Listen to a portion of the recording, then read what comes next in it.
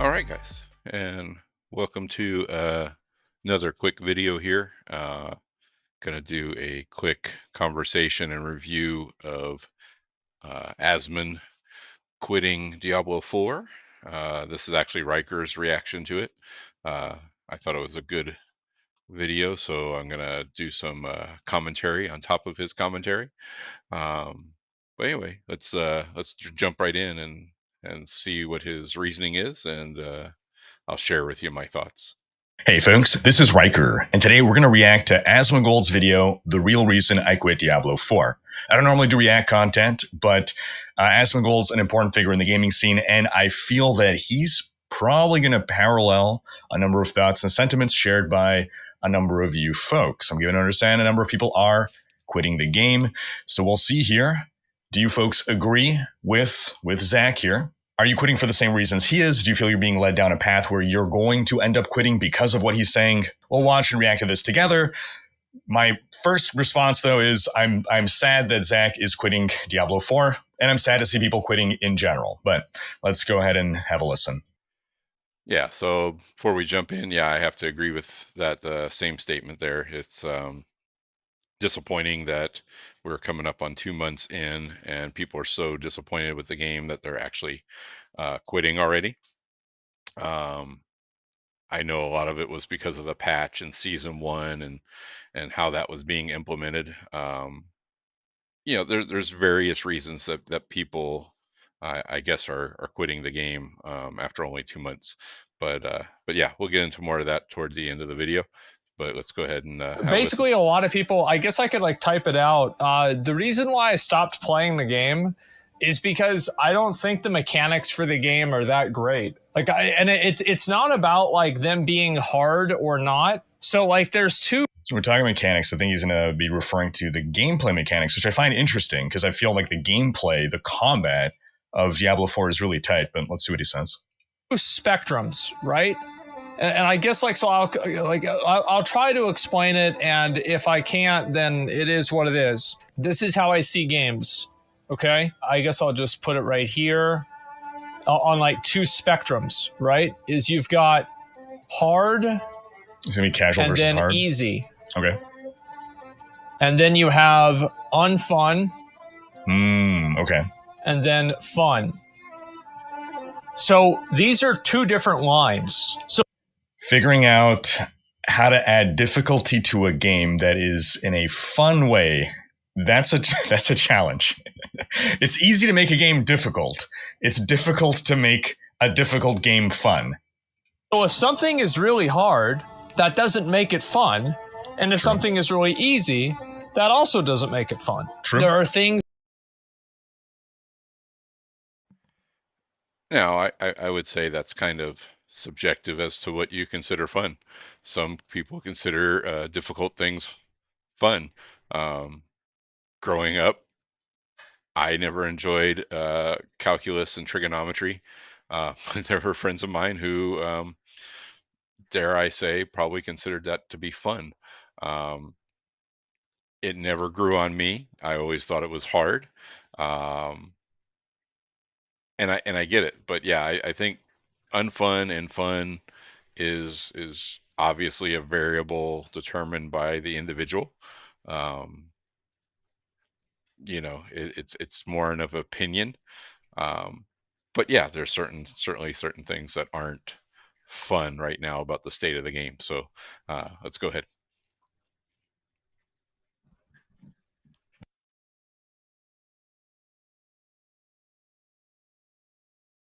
That they exist beyond that.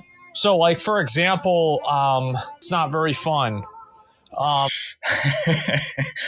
I guess that's the issue. Fun is entirely subjective. For a lot of people, the easy gameplay of D3 of just obliterating screens of demons, that's fun for them. Easy and hard are not subjective. Fun and unfun, though, can be. Now, there's certain parameters within what we would classify as fun that we can probably universally agree on.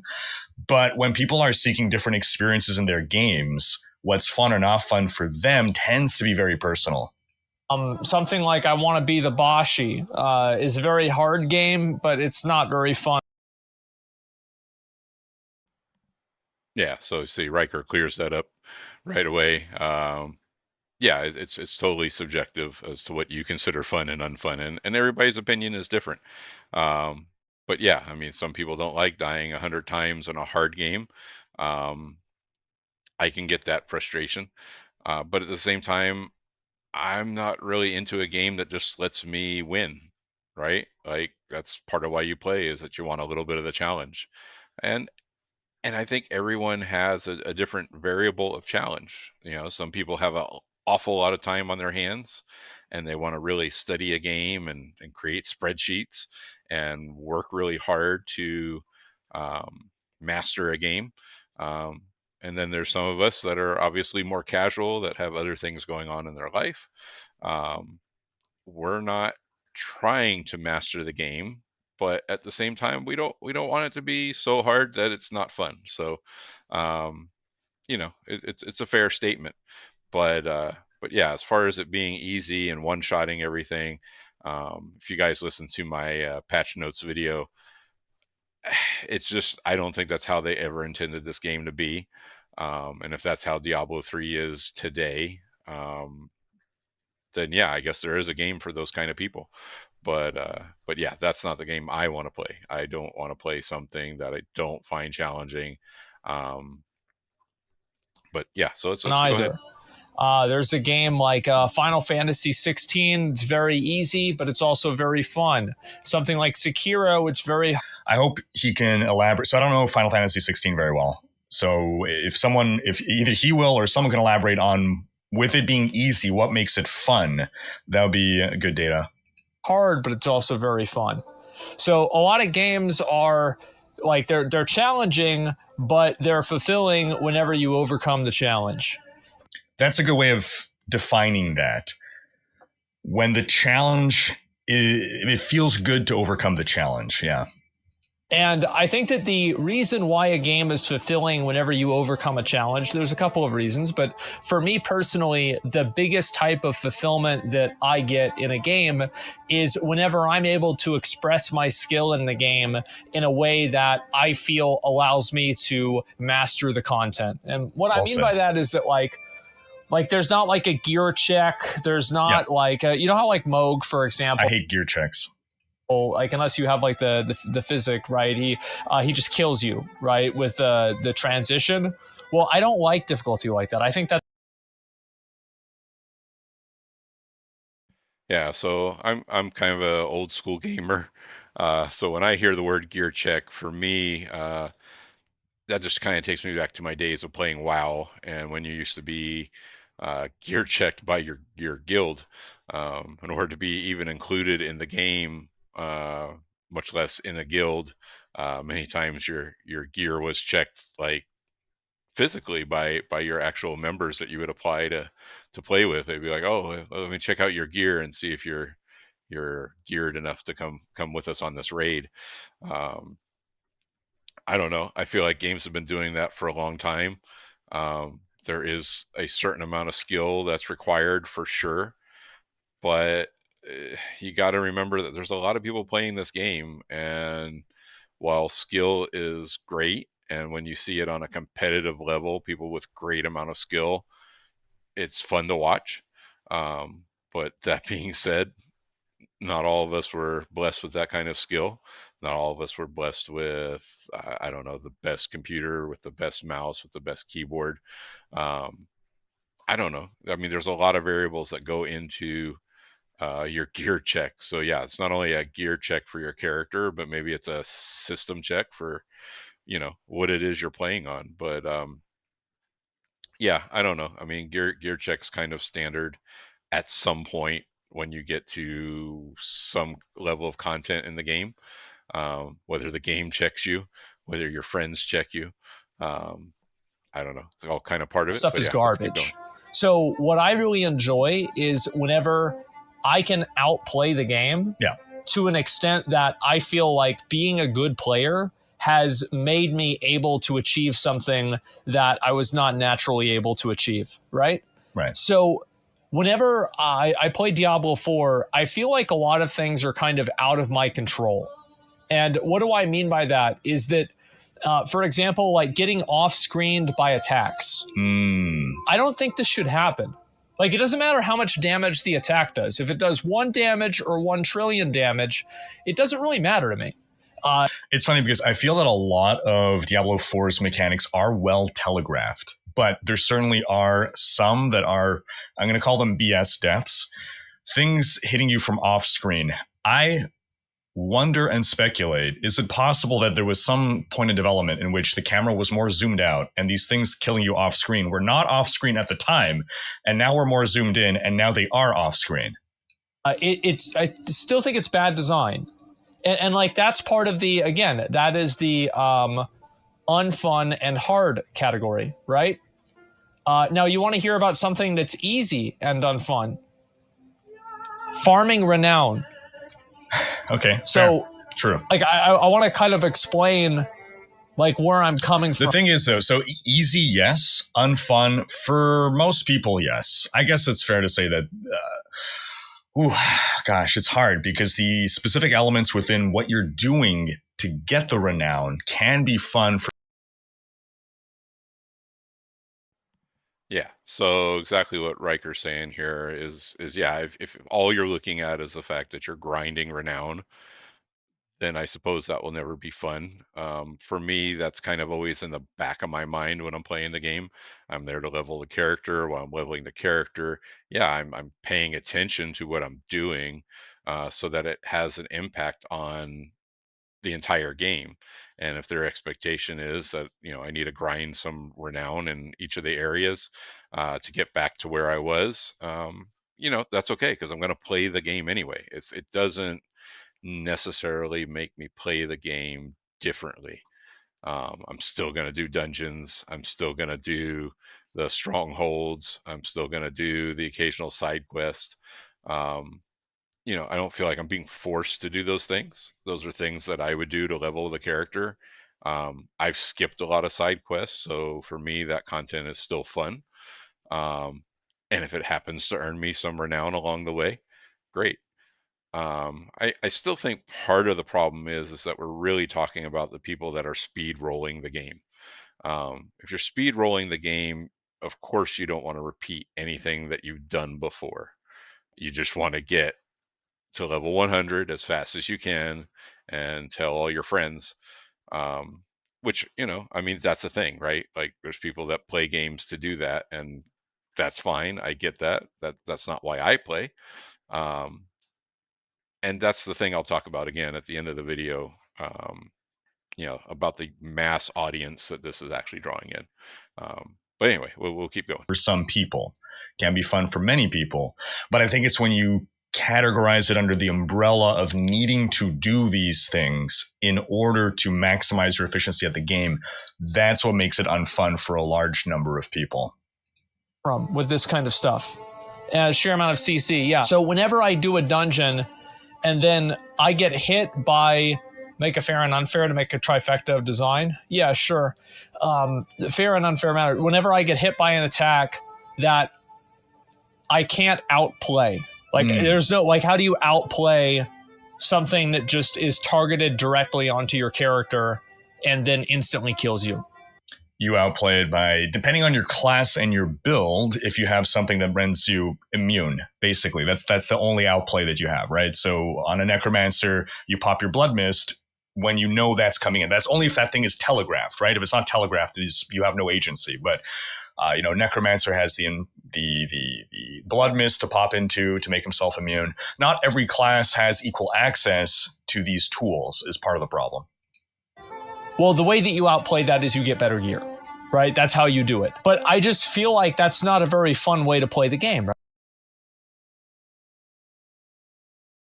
Yeah, so kind of in that same breath, we're talking about things that aren't meant to happen. And yeah, it's a bummer. Nobody wants to get killed off screen.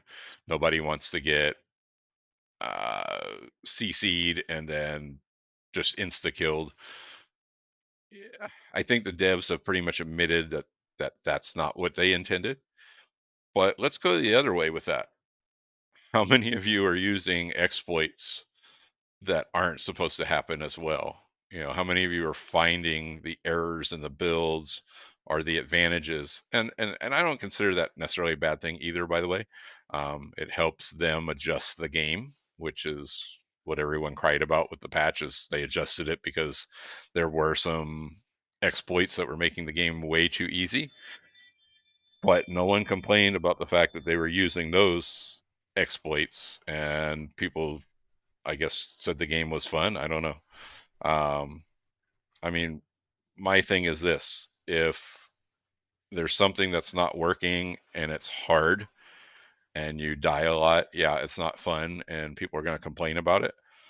But I kind of want to complain the other direction. And when I see people hitting level 100 in 48 hours, because they're just rinse and repeating dungeon, dungeon, dungeon, or whatever the current method is to level as quickly as possible, and then get to the end of the game, find that maximum build, and I won't even say it's a maximum build or even a maximum gear. I just basically, you find whatever exploit you can find, and then you're just mowing down the character, and there's no skill in that except for the fact that you rushed, and the skill that you use to take down the Uber Lilith was more of an exploit that then's going to get patched and fixed. And so I don't know, is that a bad thing? Um, so I don't know. I mean, I can see the state of the game from both sides. There's certainly things for players that are too hard, especially for us casual people.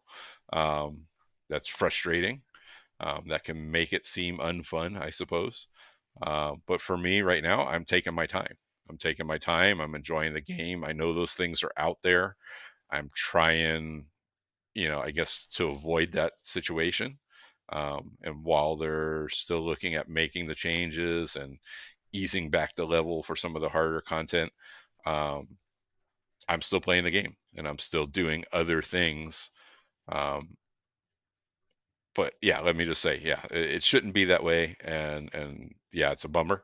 But it's even a more of a bummer that we're 2 months Right? in, It's and people are One quitting thing I because do of it. have to concede: the fundamental design of RPGs does always have at some point a gear check. As much as I don't enjoy gear checks as some kind of parameter, I mean, at the end of the day, like, you can't expect a level 1 character to be able to beat all the content in the game just based on pure skill. You could make a game that way, but that's not how these games are generally made. So there tends to be gear checks built in to some extent, and with skill or a good build or good decisions, you could lower the bar on the gear check. Like, you can, with less gear, you can get further. But at the end of the day, these are games designed such that with sufficient gear, you can brute force your way through, right? By that, I mean, take two players. One is super skilled, super knowledgeable about the game, and has like trash tier gear. And then you have someone else who's terrible at the game, but they have 1,000 hours a day in order to farm up everything. And so they just have the best gear possible, but garbage tier gameplay. At some point, right, you can farm up enough gear to just survive the content. Like, that's just a thing that's generally built into these ARPGs. So it comes down to your skill matters in, I can get there before you because you need the top tier gear and I can do it in garbage gear. That tends to be where we see the line drawn in ARPGs and arguably RPGs in general, but it's your build choices, your skill. These are what determine your ease through which you can progress with the content, or with how little time. Ease is probably the wrong word to use here when we're clearly defining easy and hard, but we'll keep going. It's not an enjoyable way to play the game. It's not like, I don't feel like I have achieved anything whenever I do that, because the gear that I obtained was not obtained through any level of like skill or any level of understanding of the game. Like, I didn't. That's ARPGs though. That's just the genre. I mean, it's been that way, right? That's how it was in all ARPGs. Like, the gear, most of the gear that you get, you could just farm easy content until you get it. earn this gear. I just simply, this gear simply occurred, right? And whenever I play through a game and there's enough mechanics like that, it separates my sense of fulfillment whenever I achieve something in the game from the game itself. So what I mean by that is that I don't feel fulfillment whenever I play a game that I just have, like, I don't feel good whenever I auto play the simulated universe level 7 or whatever in Honkai Star Rail, or I auto play an Echo of War because I spent money on the game and my characters are really good, right? Like, there's no achievement there. Whereas, like, whenever I'll say that the pinnacle challenges in games like D4 and PoE, Path of Exile for that matter, right? I think those are the things that it's not expected that the average player can achieve with sufficient time invested. But like in general, like ARPGs, it's, you know, like it or not, it's a fundamental of the genre that with enough time invested into just doing easy stuff, you generally are able to brute force your way through the content. With the asterisk being that's when you add pinnacle content that really separates out people with actual skill. PoE does an excellent job of adding this content. They've added it over time. I think right now Diablo just has Uber Lilith. I guess now arguably they have the Uber Varshan. Hopefully we'll see more of that pinnacle content added to the game. Because outside of that, like Nightmare Dungeons, just like Greater Rifts and D3, I mean, it's just the same content with numbers dialed up, right? Like there's no fundamental difference between a Greater Rift 70 and a Greater Rift 150 in the same way that there's no fundamental difference between a Nightmare Dungeon 1 and a Nightmare Dungeon 25, 30, 40, whatever. The numbers are just dialed up. Sorry, okay, that's not true. There is a difference. Once you get to Nightmare Dungeon 20, then there's no difference. I have a very good character in Dark Souls and I'm able to beat a boss in a certain way, it's because I have achieved mastery over that boss through knowledge. Yes. I think with Diablo 4, there are a lot of things that you can't really achieve mastery over the game with. And these are like kind of intricacies of the design. Things like getting hit by attacks that were off screen. Things that auto aim directly onto your character and then just instantly kill you. Like there's no real way I can outplay this. There's no way that I can do better with this. Like it's so like there were a lot of people that were saying like, oh well, you know, you're under level, so it makes like, of course it's hard for you to do the. Yeah, so kind of to this point, guys, it's gonna be based on the type of player that you are. I think for a lot of these gamers, online streamers, Twitch players, you know, it's about who can get to the content the fastest. And so, yeah, some of them are kind of pushing their limits. They're doing things perhaps that you shouldn't be able to do at certain levels. But you know, as Asmon saying, um, some of the things he's describing aren't necessarily a result of your gear, or necessarily even your skill. It's just things that shouldn't be happening in the game. Um, and I think the devs, like I said, have acknowledged that. I think they're have every intention of tweaking it and improving it. Should it be there today and should it be there from when the game launched? Probably not. But I challenge you to give me any game that is launched flawlessly without issue. And that's not me being a Diablo fanboy or making excuses. It's just facts. There's not games today that ship complete. You know, not only do they not ship complete because they have expansions and added content planned and more things to charge you for, but more importantly, you know, despite the amount of game testing that they do, there's just stuff that gets overlooked. Should it happen? Should these things be getting overlooked? Probably not. But it happens, guys. And I think the real question is, you know, can you stick it out? And I know someone's going to say, well, why should I have to stick it out? I paid for the game. But whatever. So you'll move on to a different game and stick it out somewhere else with some other issues in the other game that you choose. But is the game fun enough today? And is there enough interest in the game and enough variation in the game and enough different builds that you want to explore and content, to keep you playing. And for me, 2 months in, yeah, I'm still enjoying the game. I'm still finding stuff to do. Capstone dungeon, which is true, definitely true. However, I did it at an even lower level on a barbarian. And how many of you guys in season 1 for Diablo? How many of you guys cleared the capstone dungeon at under level 60? Sure. This is always true. Too much power is boring. Pit of One is boring. Yeah, me, right. So like lots of people have done this. So it's not like it's impossible to do. I agree. I just don't understand why people keep making excuses for bad game design, because people take pride in their accomplishment. And if you explain that their accomplishment is just an outcome of simply beating a number generator, then the accomplishment doesn't matter, which is true. Like I think that Uber Lilith is an accomplishment to beat in Diablo 4. Yeah, it is.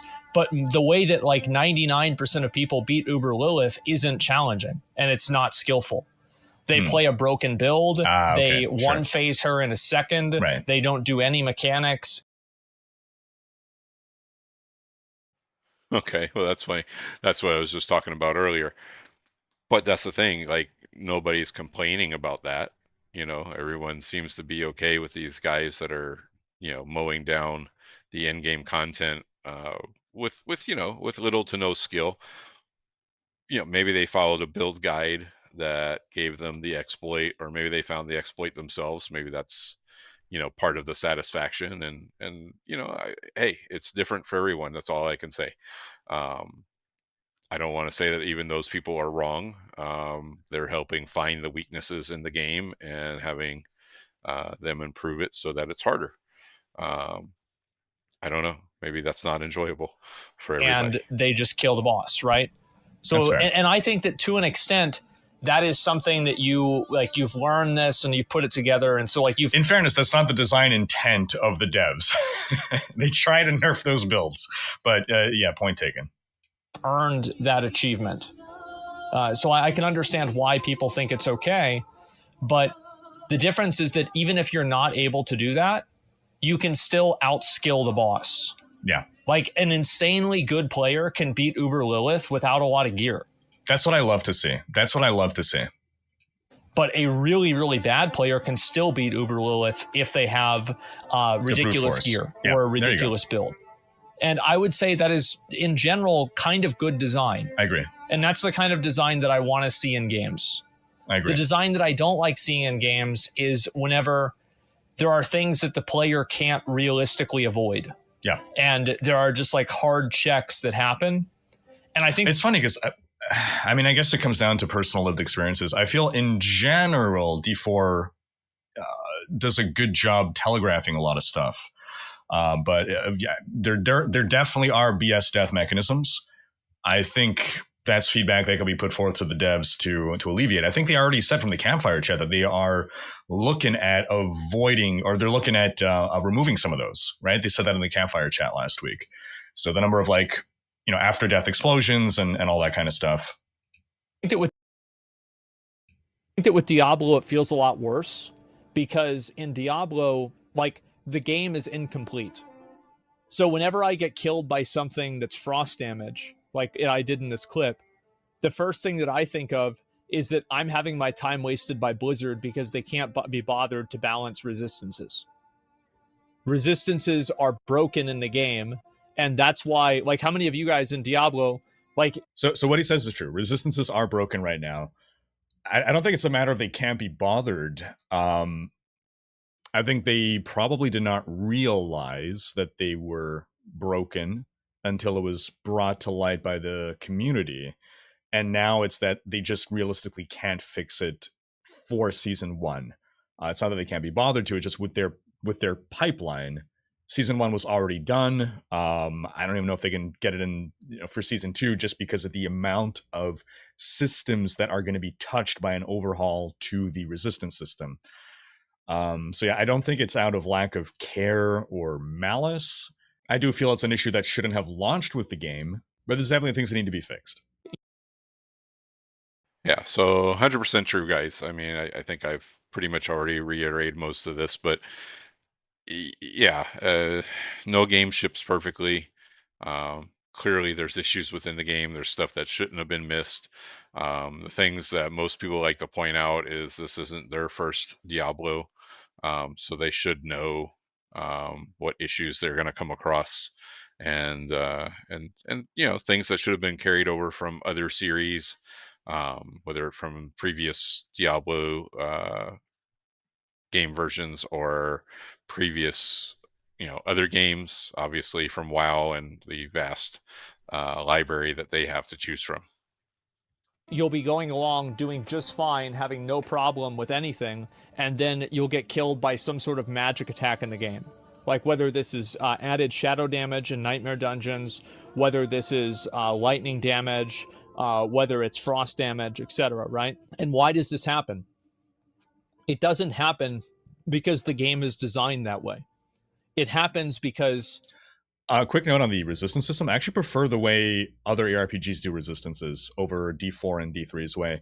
Like Diablo 2, Path of Exile, Last Debug, like all these other games, right? You build up your resistance. It's all very intuitive. Generally, they cap you at like 75 resist. And you play this like gear balance game where it's like, okay, I need to get, I need to achieve 75 resist. In general, like the strategy is you got to cap your resistances. So it introduces this great aspect to itemization where it's like, okay, I need to have certain slots where I'm going to be balancing out my resists. Okay, on my gloves, I'm going to get fire resist. On my belt, I'm going to get like 2 resists there. resistances are bugged and you're not able to effectively gear against magic damage unless you get a lot of armor, which is like the only solution. So what's like, so like I have this happen and it's like I think to myself, I'm playing a game that's broken, that like they can't even, like, why are you so zoomed in the game, for example? Like, what is the value of this? Is this making my experience better? No, I think in fact it makes it worse. I could go in and beat the capstone dungeon. It would be easy. I would just have to change my build, Sure. get more health, and then go back and do it again. It's not hard to do.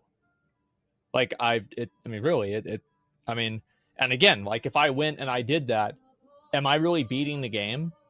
After I do all that, do I feel like a winner? No.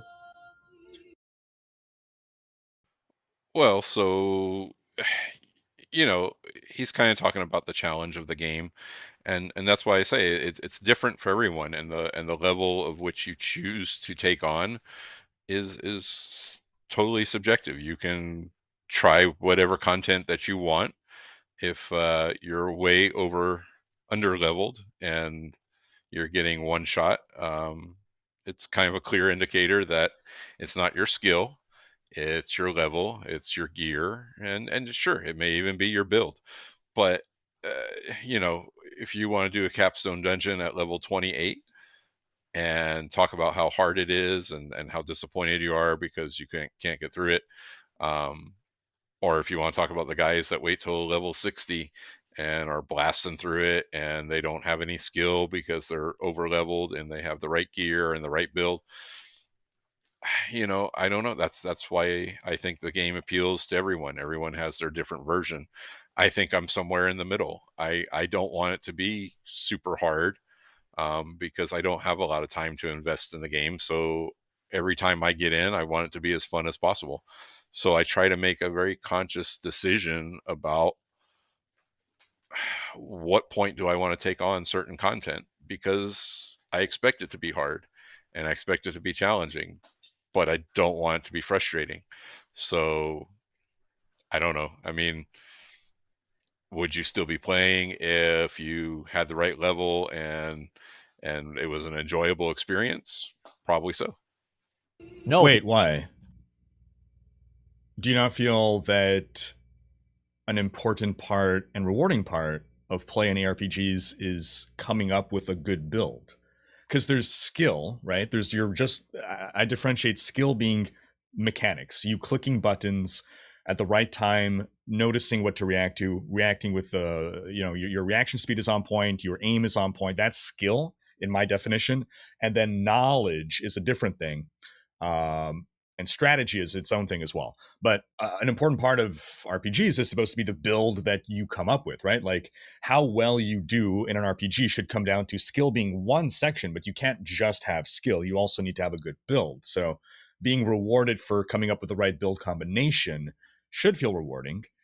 The issue is in modern gaming, we asterisk, I'm sure you're different viewer listening right now, and you come up with all your own builds, and congratulations, and that's awesome. But we, the average player, probably just looks up a build and follows that. And so we do skip that fulfillment, right? Instead of discovering the combination that is going to get us through the capstone dungeon, we go bloop, bloop, bloop, bloop, YouTube, maxroll.gg, give me the guide, and then it's just not fulfilling. Now it's just I'm following instructions and I completed the game. And I say this as someone who built a channel creating guides on how to make builds and whatever. So I'm fully aware that, yes, I am part of the problem. But this is where. All right. So, yeah, I love this take here, guys. I mean, I'm super glad that Rhyker's humble enough to, I guess, say that he contributes to the problem somewhat. Yeah, again, I'm an old school gamer, guys. I know I'm going to keep repeating that, but yeah, have I looked at a build guide? Sure. Have I glanced at what people are saying is the best build for the characters that I play? Sure. Did I listen to those and did I go to those verbatim? Absolutely not. I'm playing the game to try out my own build, to have my own struggle, to have people tell me that I'm wrong. But here's the thing, I'm playing the game for me. I'm playing the game for my enjoyment. I've got a clan that I'm part of that's, not super hardcore on requirements or anything. But I tell you, I've been there. I've been in vanilla WoW, back when we had the 40-man raids. And if you didn't build your character a certain way, you weren't invited. And if you didn't have certain level gear, you weren't invited. And I would like to think 20 years later that we've gotten away from that, because that's not fun to me. That's not allowing me to do the game the way that I want to do it. Um, it may be right, it may be wrong. As long as my build makes somewhat kind of sense. If I'm making a fire sorcerer, then I'm making a fire sorcerer. And if I don't want to use teleport, I don't want to use teleport. If I choose not to use Frost Nova, then I don't use Frost Nova. The point being is, it doesn't make it wrong. It's maybe not the max build, or it's not the suggested build, or the meta build, or whatever term you want to use. It's not the most elite build out there. And so therefore I may not be the best in the game, in terms of damage and numbers and all of that. But as long as I'm enjoying the game, right? Like, it's for me. It's for me to play with friends. That's the one thing. I don't want to knock either one of these guys, but that's the one thing that they're not really talking about. I'm assuming they have friends, and maybe that they play online with friends. I don't follow their Twitch, so I don't know. But no one's talking about the social aspect of the game. And yeah, I mean, that's part of the fun of playing, guys, is interacting with other people. I know, it's kind of shocking, for some of us who grew up during 2.5 years of COVID to go and socialize. But anyway, guys, that's one of the things I always enjoyed back when I would play WoW, is the guild that I was part of. I actually got to know some of these people personally. I met some of them at BlizzCon and different events. It's part of what I enjoy in a game, which has nothing to do with the content or the nerf or the game shipping incorrectly. But anyway, guys, I'm going off on a different tangent. Uh, just want to say, like, enjoy the game, enjoy all aspects of the game, and don't let anyone tell you how you should enjoy the game. And ultimately, if you're not enjoying it, then yeah, it's probably not for you. Where modern gaming is. Because I just beat a number. The number said 2000 and I'm 2005, and so I beat the number. No, the game's beating you. Yeah, exactly, right? So, like, why would I continue to do something that I feel like is fundamentally broken, has unfair mechanics, and I don't think is really fun to achieve those mechanics? And I like Diablo 4 in a lot of ways. But whenever you look at the nuts and bolts of the way that a lot of the game is designed, it's designed in an unfair and unfun way. And I think that whenever I go up against... Do you folks agree that like a lot of the game is? I'm not gonna like, there are aspects of the game for sure that are made that way. But do you guys get the same sense of the scale of that? something that like really kind of is hard. Like Uber Lilith comparatively was much more enjoyable to progress on than doing even like a low level dungeon, because it's just the random mobs just have just bullshit design. You can't beat the Yeah, I mean, so that is a fair point, and I think that's why probably they're nerfing the Nightmare Dungeons, or they already have nerfed the Nightmare Dungeons. The pinnacle content, where you're supposed to really test your skill and everything, was meant to be Uber Lilith, and then Nightmare Dungeons are just kind of this thing where the numbers keep going up. And since it's just numbers going up, I mean, at some point, yeah, it just becomes a gear check. capstone. You just can't beat the capstone. Well, yeah, but what if I did though? Right? What if I did beat the capstone? Would I be wrong that getting off screened is like I don't understand. I'm confused. Yeah, I don't get it. So like, yeah, if I beat the capstone and I completed it, would I somehow be right about all of these things I'm saying to the people that think that I'm wrong? No. Like these are just objectively true. Just yeah, I get what he's saying, but like, so in theory, at what level should you be able to beat the capstone just based on skill? And again, this is where it comes down to some degree, it's a gear check, and it has to be. I mean, we can't say, well, I should be able to beat it at level 1 if I'm skilled enough. I think we can all agree that's not the case. So, what is the minimum level at which skill should be able to beat the capstone? Or is it level 1? Maybe it is. In which case, this is just not the genre, right? I guess you can argue in a game like Dark Souls, yeah, probably with a level 1 character, given enough time and effort, you could probably beat the whole game. I don't know. But this is inherently a gear focused game, right? Like the ARPG genre is inherently loot pinata game. It's a loot driven game. Loot always remains a core part of your power. Loot and level and build, to clarify. Like if I get killed by something that's not on my screen, that doesn't make me want to try harder. Yeah. So again, everything about like the BS deaths, he's 100% right. That just makes me want to stop playing. That's fair. that simple. That was very fair. Like I don't want to keep playing a game that I get off screened on. I guess I should have realized it was going to take a minute. So keep going. And yeah, we'll skip around a little bit, guys. There have been a lot of problems. Like for every game, this is kind of like this is the way that I look at games a lot of times. I look at it as like a category of positives and negatives, right? And whenever I feel like the negatives are too high, I just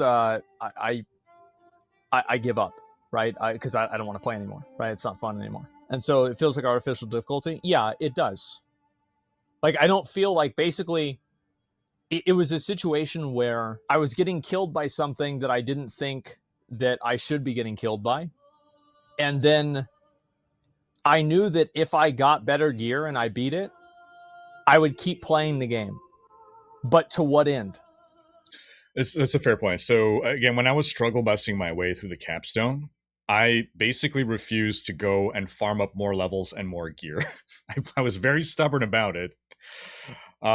Because I knew, yeah, like obviously with more levels, eventually the content becomes obsolete. Like at some point you can just brute force your way with power, with gear and levels, and the content becomes easy. But I was stubbornly chasing that rewarding feeling of having defeated the capstone because I improved my gameplay and I learned the boss mechanics and stuff. It's interesting that we've had a very different experience in that regard, because I did not feel like I had BS mechanics to really contend with back then. To what point? Like why am I doing this? I'm not achieving any greater level of understanding of the game. I'm not getting better at the game. I'm not doing anything that I haven't done before. It's just time and rank, right? So like in Diablo 3, for instance, you know, getting 2,000 Paragon, getting 4,000 Paragon, right? Like you can double your character power easily, easily, with enough time, right? You easily, in that the activity that you're doing is simple and not challenging. And it's just about how many hours a day you're willing to put into the game. And that's the kind of stuff that I'm like, I'm not very fond of that. I don't think that's engaging or rewarding content to just be like, okay, well, this person has 10 hours a day that they can play, and therefore they're 3 times stronger than my character, and therefore they can obsolete all the content in the game. That's why I like that there's a finite power cap in Diablo 4 as opposed to endlessly grinding Paragon, where you're just endlessly rewarded for time invested. Yeah, but I mean, isn't that every game nowadays? The more time you have, I don't want to say the better you are at the game. That's certainly subjective. Everyone certainly has a different skill level. Um, I just I'm a little confused in the sense, again, 2 months into the game, that these are reasons to quit. Or either that, did you not have a realistic expectation of what the game was going to be? It's it's Diablo. It's a gear-based dungeon crawler.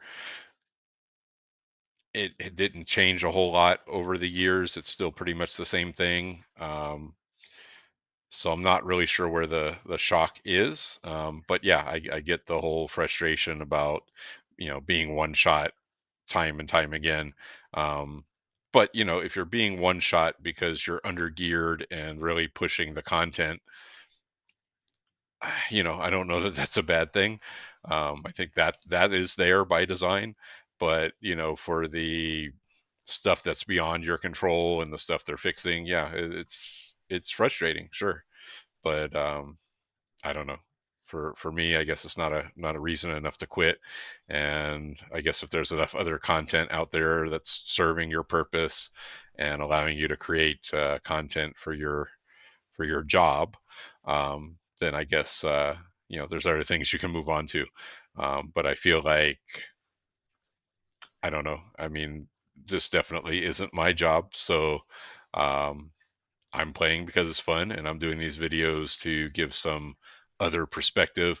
Um, I think there's a wide variety of people playing this game. So Should your time invested count for something? Absolutely, but it shouldn't be the most important thing.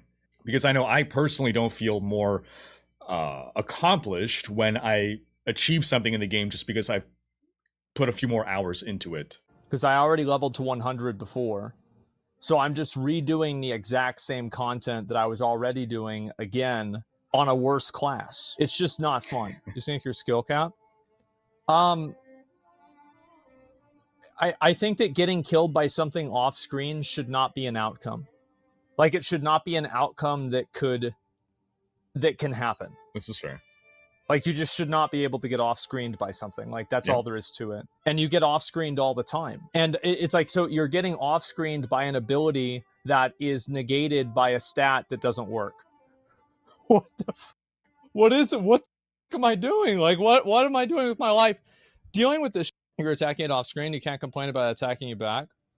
Well, it would have attacked me either way. I mean, if I wasn't attacking it off screen, it still would have done that. And you get off screened all the time. Like, everybody here has been off screened. Why are we pretending like that doesn't happen? Your build wasn't good? No, you're right. My build definitely wasn't good. And that's the thing, is that it would be very easy for me to just go to max roll and just make a build that works better, and that's it. And I beat it. But why? Why? It's just, all right, so skipped ahead what here am I doing? again just a bit. They're kind of going over some of the different aspects that were really frustrating. Obviously, the freeze, and then you're CC'd, you can't do anything, and then you get killed one shot.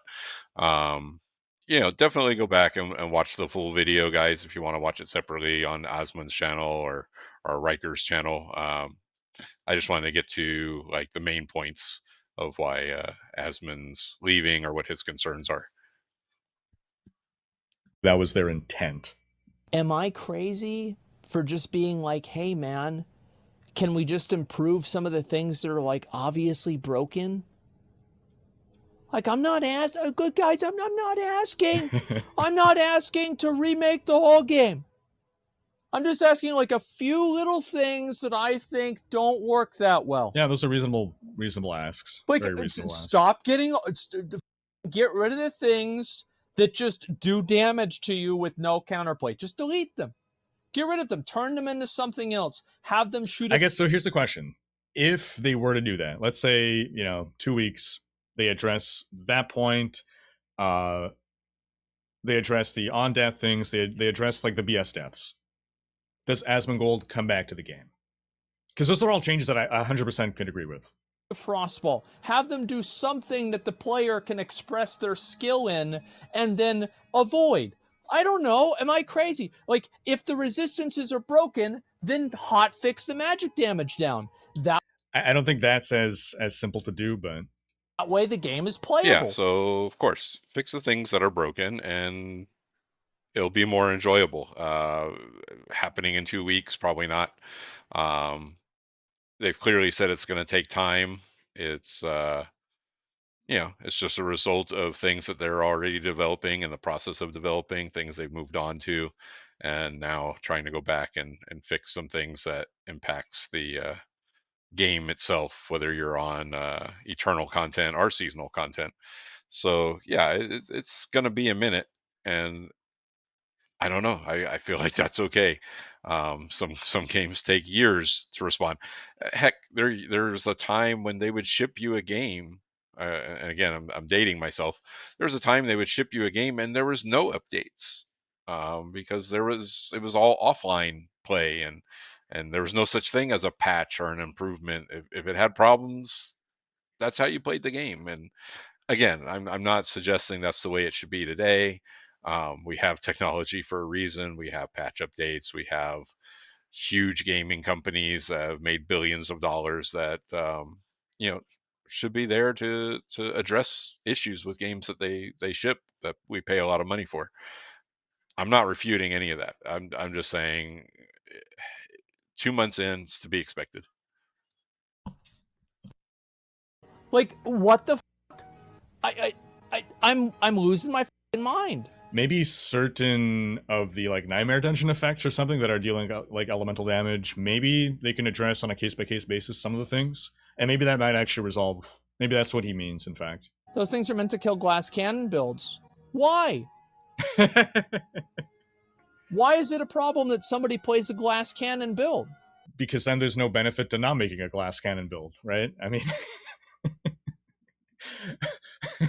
no one's rewarded for playing for making a tanky build if glass cannons aren't sometimes punished for being glass, right? Like, and that's the entire mindset that's stupid.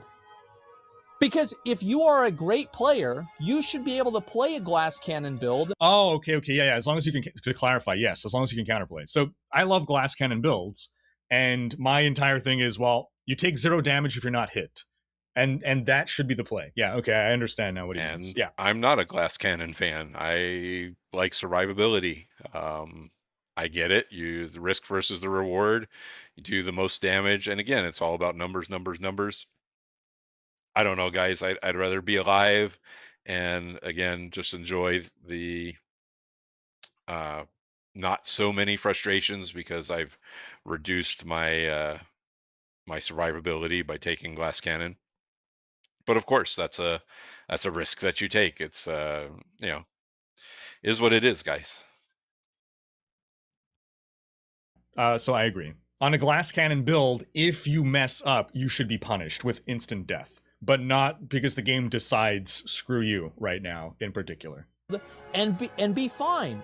It's the same way that people in Dark Souls speedruns use the red tier crystal ring. Is because they're low health and they know that they can avoid the attacks.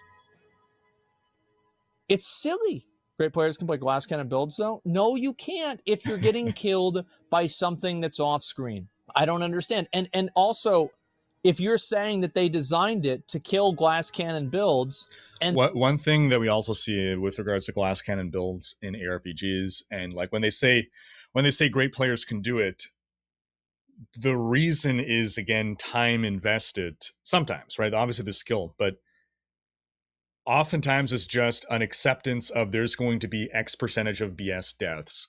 And so I'm going to just brute force it. And, you keep rolling the die until you get that 20 where you're not hit by any BS deaths. and that's kind of an ARPG meta thing. Maybe not on all ARPGs, or to some degree more than others. It's not a philosophy that I like or agree with, but I think that's when people say, well, the pros can run glass cannon builds. It's like, yeah, well, they also die a lot, right? Because there's no strong penalty for dying, you're more rewarded for just brute forcing your way and sucking up the deaths. And then you say that they can still play glass cannon builds, then didn't they fail? Doesn't that mean that it doesn't work? How are Jesus? I just feel like they've put in very minimal effort to fix obvious problems, and I find it to be annoying. I find it is very annoying to me, and it. Is it that they've put in minimal effort, or is it that they've not been able to recognize these as being obvious problems? I guess there's two ways to interpret it, right? It pisses me off and it makes me mad. And the reason why I'm mad is because I think that the game could be a lot better, but the developers are putting in no effort. Developers don't care. No. Rise of the Game's been out less than. Yeah, I very much disagree that the devs don't care. I think we see that they do care, but I think a lot of these questions are like, why were these things in the game or designed this way? Why were they not caught before? Because again, we're seeing this rapid response to feedback in many cases. So it's like, okay, well, if you're able to make this change so fast, react to the feedback so fast, why wasn't this change made before people had to bring it up to you, kind of thing? Absolutely. And yeah, do I think any of this is being done on purpose? Do I think the devs aren't listening? Absolutely not. And by the way, there's a lot more people behind the scene of the game than just developers. Um, they're the ones that are in the spotlight. They're the ones that are interacting with the community. There's a lot of reasons decisions are made, and there's a lot of reasons that things happen in games. You know, I don't know whose fault it is that it wasn't play tested enough and that it was launched subpar in some ways. Um, but for me, it's like I said, I hate to be one of those people, but it's to be expected in this day and age. I've yet to play a game that I've enjoyed from start to finish these days that didn't get patched the first week, the first 48 hours. Heck, there's games that get patched right at launch. You install the game and then there's a patch on top of the install. So, yeah, so they're acknowledging that they have problems with the game. It's let's have the same conversation 6 months, a year from now. If they're not improving things and they're not listening to the community, then the community won't be there, just like any other game. The thing I would say is, are we comparing it to smaller developers, where they're hungry to earn their keep, because Blizzard's so established and Blizzard's the brand standard and got millions of dollars, and there's other developers out there, smaller developers out there that are doing things better, but you know it doesn't make their game better either. you know yes, they're hungrier. Yes, they're a smaller team doing innovative things. But at the end of the day, does their game still have problems? Absolutely. Um, Everyone likes to say Path of Exile. I'm absolutely certain Path of Exile had issues at launch. They've patched their game just like any other game. Path of Exile 2 is supposed to be coming out. And let me just say, if you're as critical of Path of Exile 2 when it comes out, then I will say that these are fair reviews.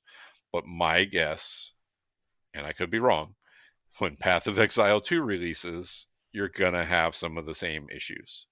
Maybe not the same problems, but you're going to have the same, oh, well, the developers forgot about this, or the developers don't care about me. Um, you know, I've been playing Path of Exile 1 forever, and now you took away all of the things that I love about Path of Exile 1, and now I'm being forced to play Path of Exile 2 in a different way. The arguments are going to be all the same. That's fine. As long as you're fair and as long as you're consistent with your reviews and why other games aren't doing well. I guess that's fair. Um, yeah, I just I don't know. I get the issues. I get the concerns. 2 months later, it's not enough for me to quit. I don't have the amount of money to keep buying more and more games until I find one that makes me happy for years to come. I'm hoping this is the game, but maybe not. And I don't think it's for lack of caring or lack of effort. 2 months? You're telling me that it takes 2 months to fix resistances?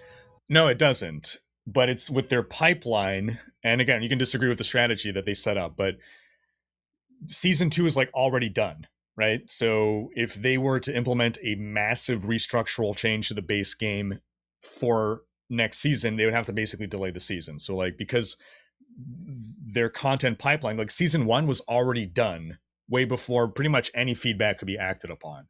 So then season 2 is already well in development. So like, that's why generally season 3 is when most of the changes can happen, because that gives them that, that's just the content pipe.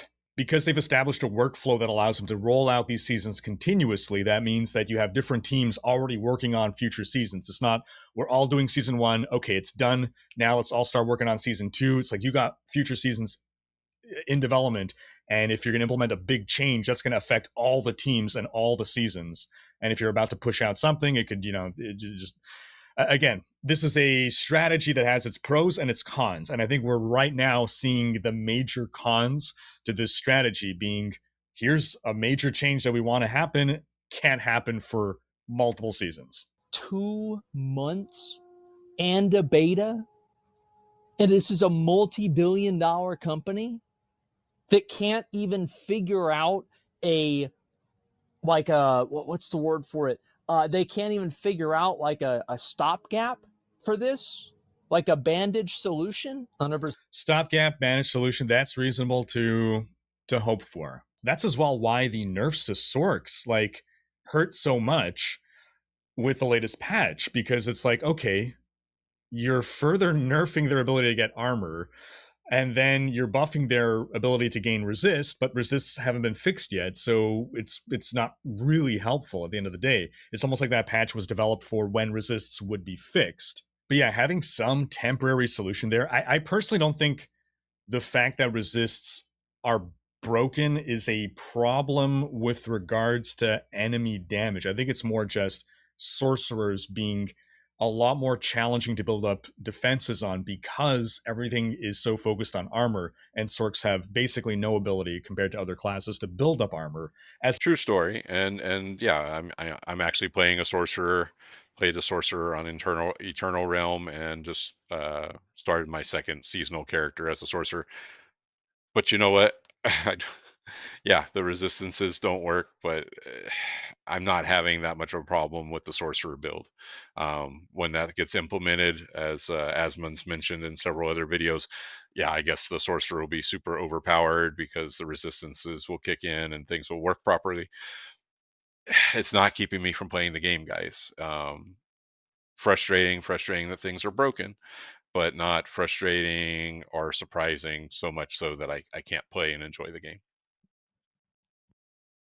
a patchwork solution, I would just give Sork's ability to get armor. Not dev's fault, but some project manager. I don't know whether it's a project manager or not. I have no idea. Yeah, I mean, I don't really care whose fault it is. I mean, I think the people that are programming the game, I think the people that are doing it are incompetent. I'm going to be honest. I do. I think they're incompetent. There's no way that you can program something like loading every single stash tab for every single player in a city, and I'm going to say that this is a good decision. Any person that plays the game knows that's stupid. But they So what he's referring to is it has come out that the reason we can't just get more stash tabs very easily is because, and I'm going to paraphrase here, when you load in another player, you're loading in not just their stats, but like all their gear and everything in their stash as well. All their data is basically carried in one package.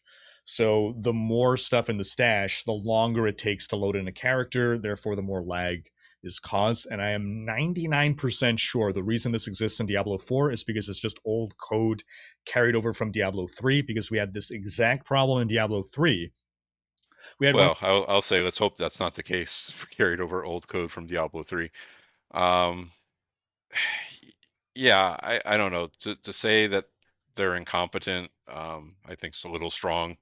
I totally respect that this is someone's job, and I would like to think that nobody is doing a bad job on purpose. Everyone, hopefully, in this day and age, values their job. Um, I don't know. I mean, perhaps it's back in the States, jobs are a little more easy to come by these days, and so no one cares because they can just go to the next job. Uh, for myself personally, being in the Philippines, yeah, I value every view, I value every subscribe, I value everything out here because it's not easy. So yeah, to go so hard and say that they're incompetent, I don't know. That's up to the company to decide. And if they are truly incompetent, then I guess they won't have a job.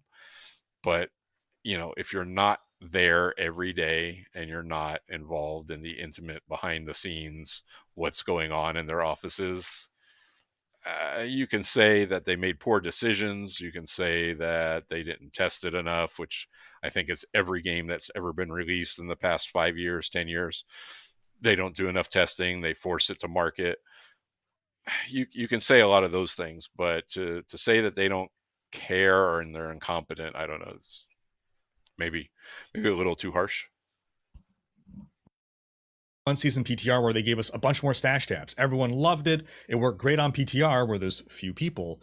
Then we make it to live servers and everything is lagging. And people are like, why is the game suddenly laggy? And they find out, oh, it was all those stash tabs we gave you. Sorry, we got to dial that back to just one stash tab until we can figure out optimizations here to the system. I'm not a coder. I can't pretend to understand pros or cons towards why or why this was ever done this way.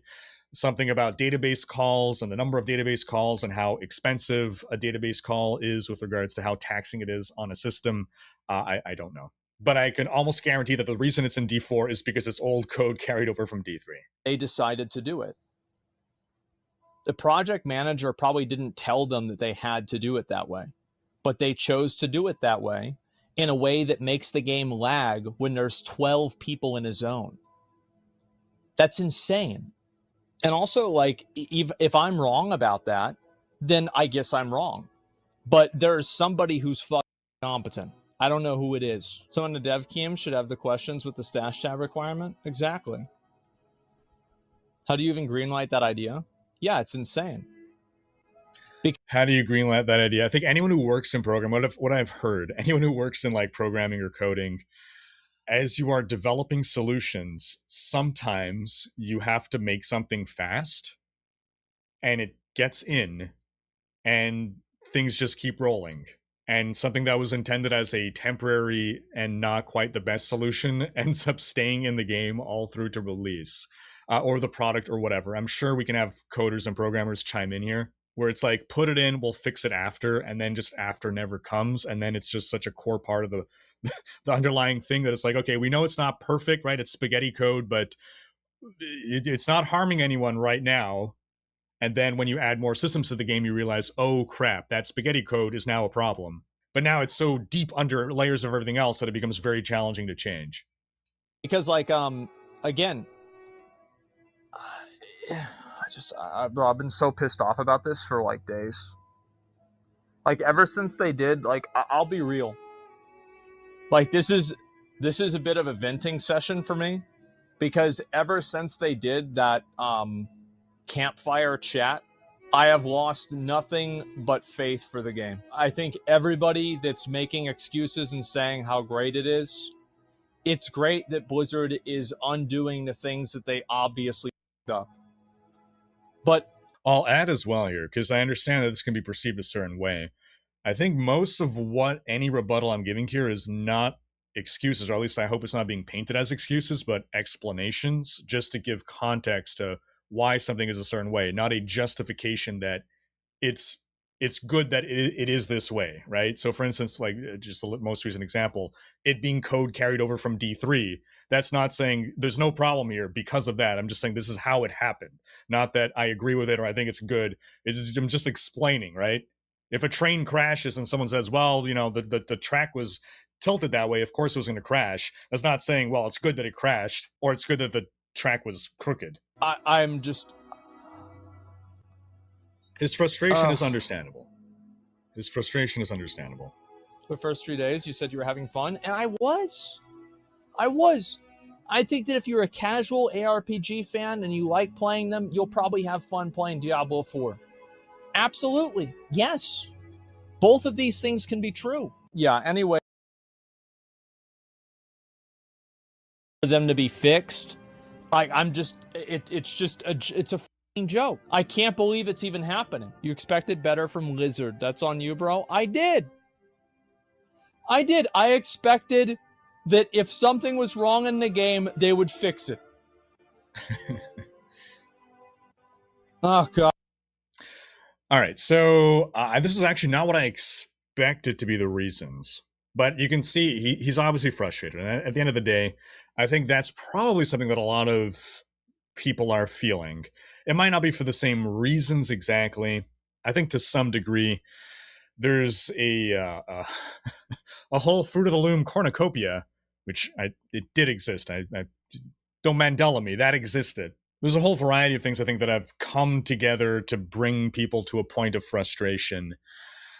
And I think some of the things that he highlighted here with regards again to the BS death mechanics and resist being broken and it taking a long time for these things to be fixed.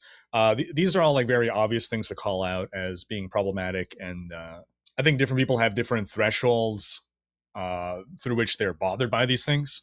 I do encourage you folks to sound off in the comments with if you've stopped playing D4, if you feel you're going to quit D4, is it for these same reasons, or what are your frustrations? What are your complaints? What are your issues with the game that you feel are stopping you from playing anymore? In my case, I am still enjoying myself.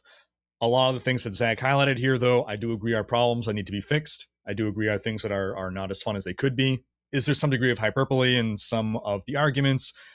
Maybe, but he's frustrated, so it's understandable.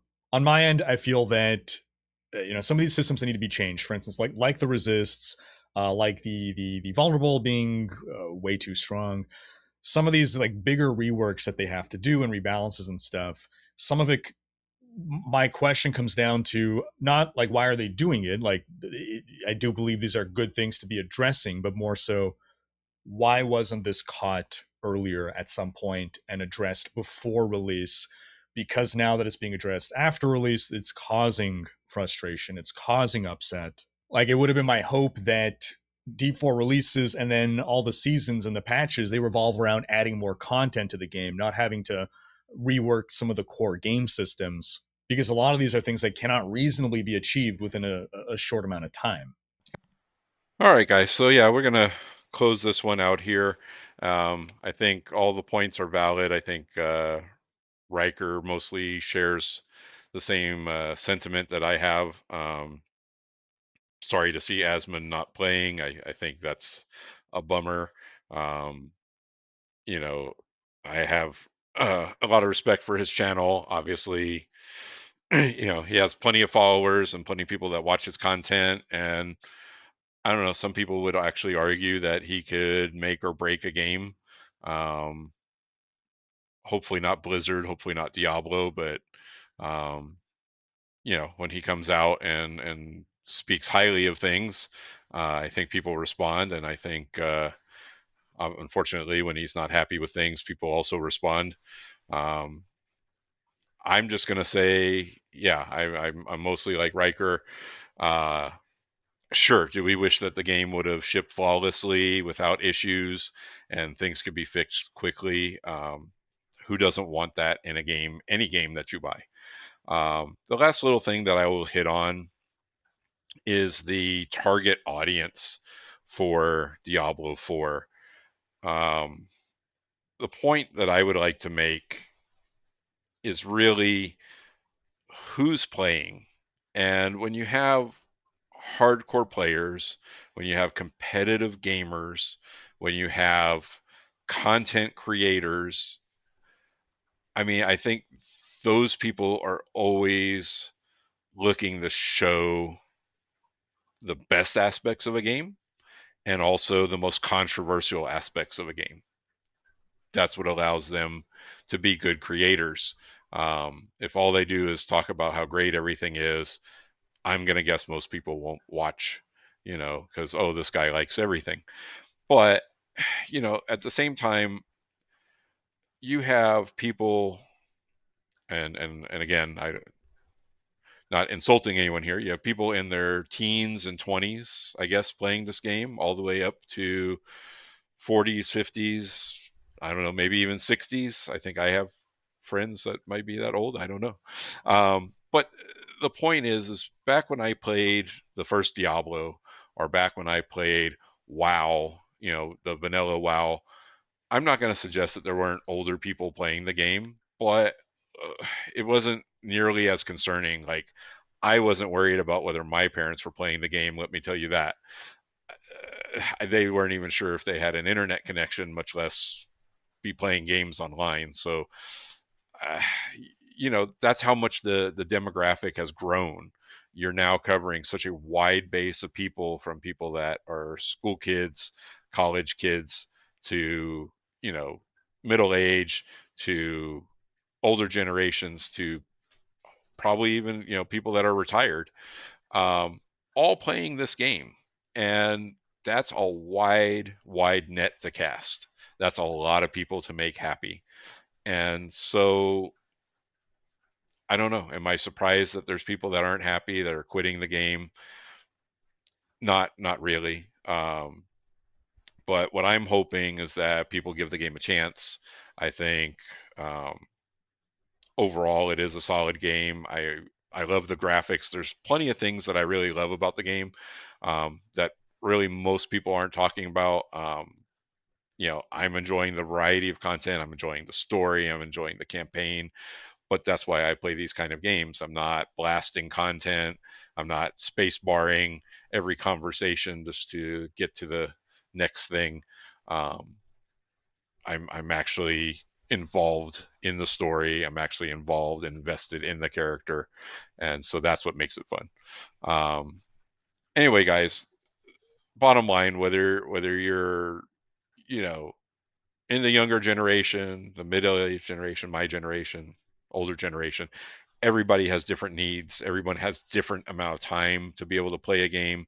Everyone has different levels of investment, equipment, things that they have.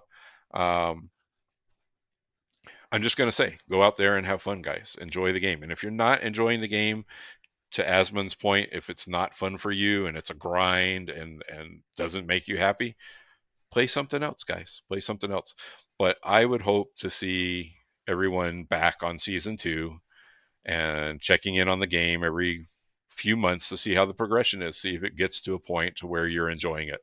Um, as of right now, I'm going to stick it out, and I'm going to continue to enjoy the content, and hopefully you'll continue to follow the channel. I appreciate everyone who's jumped on our channel in the past few days with all the Diablo content. I do hope you enjoy it, and appreciate any new subscribes. Definitely give us a subscribe. Obviously, you can follow us on Facebook as well. That link is in our description below. So, all right, guys. Well, that's kind of it for now. Hope you enjoyed this video, and yeah, let me know what your thoughts are on the game and what your reaction is.